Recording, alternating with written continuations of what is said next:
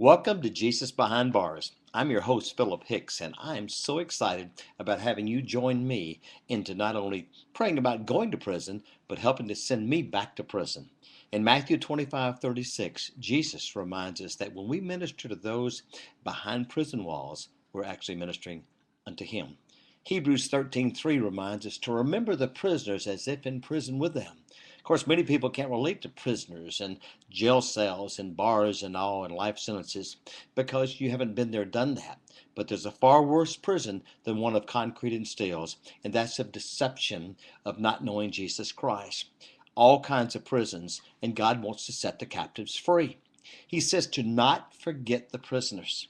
It's so easy to sow into children's ministry and to orphanages and places all over the world and ignore the prisoners. But there are many whose hearts are being captured and set free. He says in Jeremiah that he's pouring out his spirit, raising up shepherds after his heart, giving them understanding so that they can be set free to minister to a lukewarm church.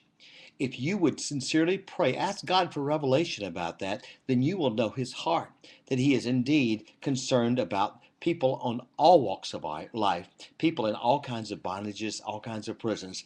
And don't ignore the prisoner, because one day we will stand before God and he'll hold us accountable about what about when you ignored the prisoners? It's a serious issue, and God is serious about reaching everybody with his gospel. So pray about joining me behind prison walls, or pray about just sending me back to prison, because that's where my heart is. Thank you, and God bless you. Bye bye.